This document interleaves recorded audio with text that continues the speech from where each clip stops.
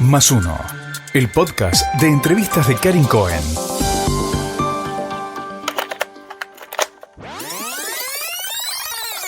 Y yo veo muchas veces en la política careta, ¿no? Que es de los que se disfrazan de determinadas cosas para simular cosas que no lo son. Margarita Stolbizer, política, lidera el partido GEN, fue diputada nacional por la provincia de Buenos Aires, candidata a gobernadora, candidata a presidenta de la Nación, de Morón y sobreviviente de dolores muy profundos. Perdió a su papá a edades muy tempranas, a su madre le explotó una garrafa y murió días después. Cuando ella tenía 28 años fue diagnosticada con el síndrome de Guillain-Barré, una enfermedad autoinmune en donde le tenían que cerrar los ojos para poder dormir, completamente inmovilizada, y trabajó, y mucho, por el bienestar general. ¿Cómo piensa esta mujer aquí, en este podcast, en MyPod? Bueno, antes que nada, ¿cómo está Nicolás? Porque sé que están en cuarentena. Con Sí. el Real Madrid. Sí, por Dios, sí. ¿cómo va? Él está bien, aburrido. Ayer me decía, porque me avisó ayer a las 6 de la mañana de acá, que para él eran las 10, que ya les habían confirmado que tenían que estar en la cuarentena. A la tardecita noche me dice, un día ya estoy aburrido. Está con la novia, igual en cuarentena los dos. Así que, y hoy hablé también temprano, le pregunté cómo estaban. Dice, bien, porque no tenemos ningún síntoma, ni ellos ni ninguno de los otros chicos del equipo. Tienen uno del equipo que es el que le dio positivo y el resto del equipo nada. Así que él está bien, pero se aburre, ya piensa en los 14 días. Le pregunté cómo estaba porque hay mucho desabastecimiento, a ellos les preocupaba. Pero dice, no, estamos bien, tenemos todo, así que supongo que de todos modos el club también se preocupará por eso. Claro, así que está muy bien. Él está bien, pero aburrido. Como muchos acá. Claro. Y si no estás aburrido, estás con miedo. ¿Cómo crees que afecta al mundo este parate, Margarita? Porque es inédito, porque si bien hubo otras epidemias en la época de las redes y de la instantaneidad más absoluta y del divertimento en todo ya, ¿cómo crees que afecta a la humanidad? A ver, me parece que tenemos que dividir y mirar las distintas formas de afectación. Sin ninguna duda que hay un impacto económico muy grande. La parálisis de las actividades implica un costo en términos económicos y ese costo en términos económicos tiene después costos en términos sociales. La otra cuestión va tal vez en el aspecto emocional, que es un poco esto, lo digo también desde la perspectiva de los adultos mayores que aparecen como los más vulnerables, no son precisamente los jóvenes, entonces ese que se tiene que autoaislar en su casa, me parece que eso también produce un impacto emocional que tenemos que considerar. Y el otro obviamente es el de la enfermedad en sí mismo, esto, bueno, como ha sido declarado una pandemia con el impacto que va teniendo en distintos países, ¿no? Fijémonos, ¿no? Bueno, tantas veces se hablan de las enfermedades en África, esta no toca en África por la temperatura, por lo que sea, pero además porque la gente está más cerrada, los que más viajan son los que tienen más posibilidad de contagio, ¿no? Entonces, lo que está visto es que afecta más a personas adultas y de sectores medios. ¿Y el miedo cómo afecta a la vida de una persona? A vos especialmente, Margarita, el miedo en tu vida en general. Mis miedos nunca pasan por cuestiones personales, sino los miedos respecto de los otros. Para ser más concreta, respecto de los hijos. Yo difícilmente tenga miedo de cosas que me puedan pasar a mí, de ningún tipo, ni físicas, ni de enfermedad, ni de seguridad.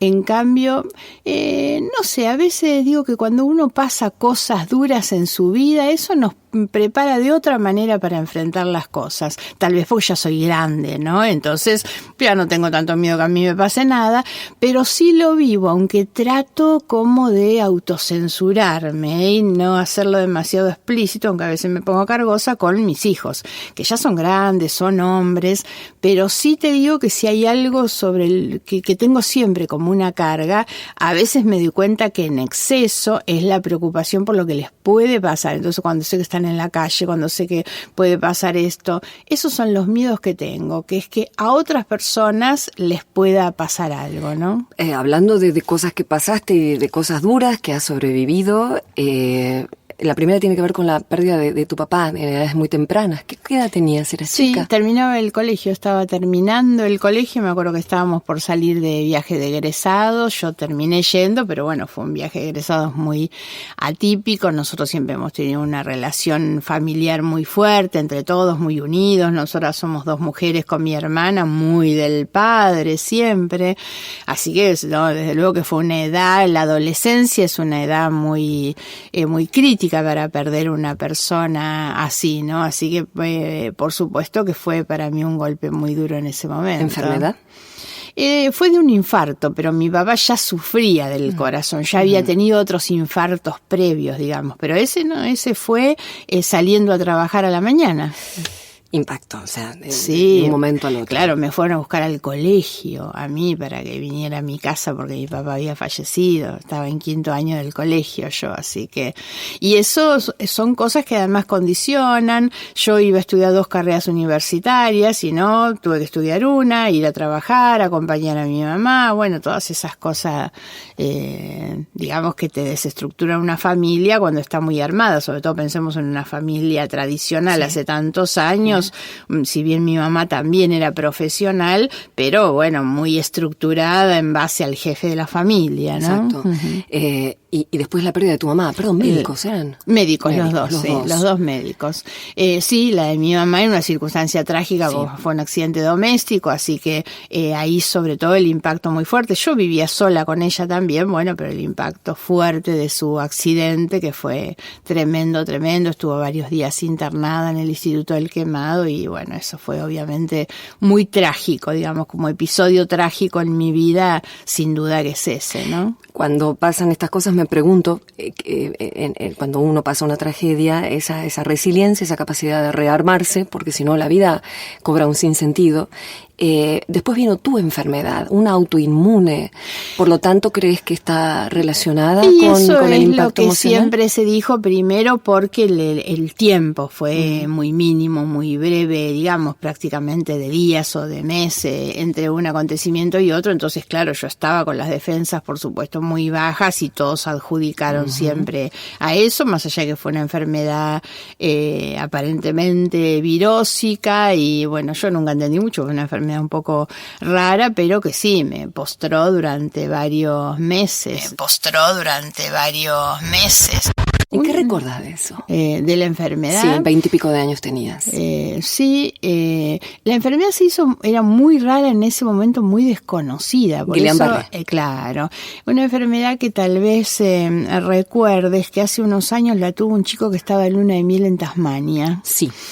Y yo trataba de comunicarme, hablar con su familia, lo hago siempre que hay una persona con esa enfermedad, si yo puedo me comunico porque es necesario darle fuerza, porque es una enfermedad en aquel tiempo más que ahora de la que casi no se conoce, entonces uno va perdiendo movilidad, yo cada vez perdía más, estaba con una parálisis total, no podía mover las manos, los pies, no los podía levantar ni 1 centímetro de la cama, los ojos, entonces pero la cabeza funcionaba como La cabeza siempre. Funcionaba perfecto, claro. Y el impacto es brutal. Claro, porque además al no conocerse, y bueno, no sabes qué es lo que va a pasar. Todos los días me hacían una prueba, o varias veces por día, de respiración, porque dicen que el problema es cuando la parálisis toma los pulmones y eso es fulminante. ¿Y qué pensabas?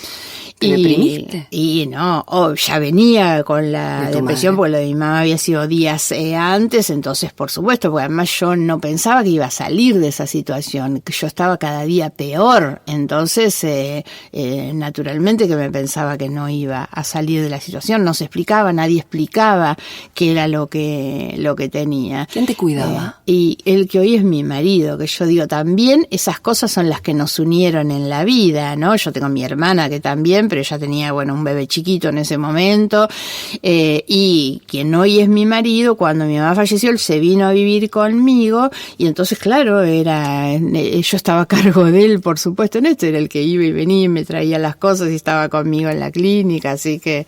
el amor se hizo fuerte. Sí, son las cosas, claro, por supuesto. Haber atravesado todos esos momentos a uno lo une más. Busqué en lo que son las otras corrientes de pensamiento, que hoy hay mucho lugar para eso, el unir lo que es emoción, cuerpo, mente. Enrique Corberán, famoso líder de la bioneuroemoción, la biodecodificación, estas corrientes que, como digo, explican aún más la unión íntima de cuerpo, emoción, en definitiva.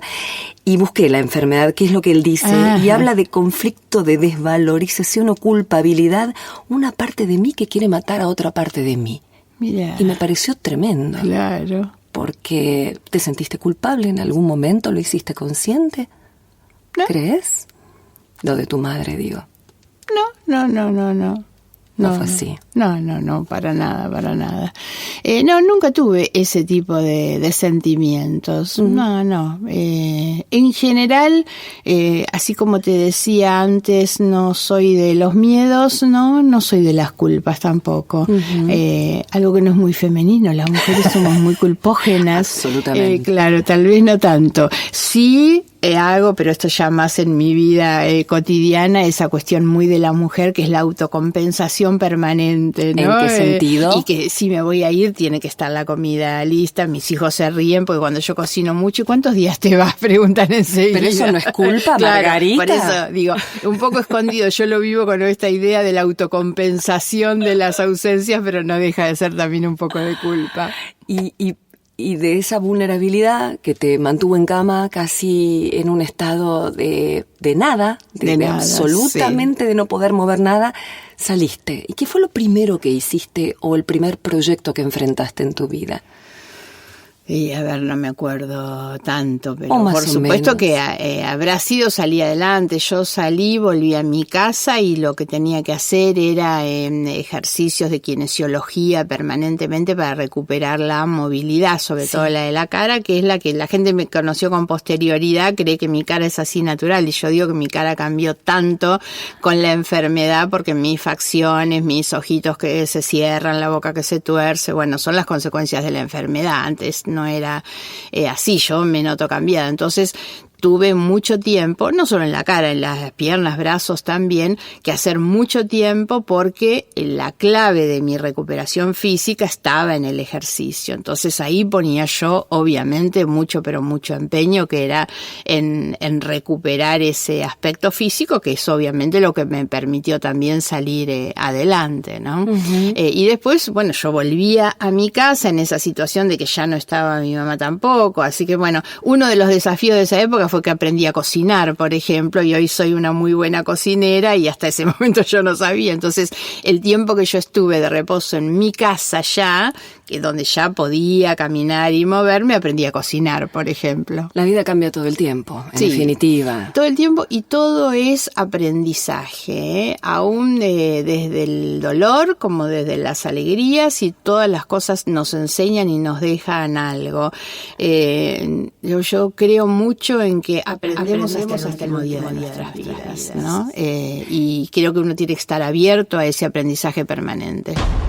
¿Qué sacaste de tu enfrentamiento con Cristina, aquella época de mediaciones, ese libro del yo acuso, con una palabra tan fuerte como esa, en una persona como vos? ¿Qué aprendiste de todo eso? A ver, primero aprendí mucho de cuestiones normativas, jurídicas, institucionales, con las que yo no me había manejado antes. Como política, para mí la política tenía más que ver con otra cosa, con el armado, lo territorial, presentar proyectos.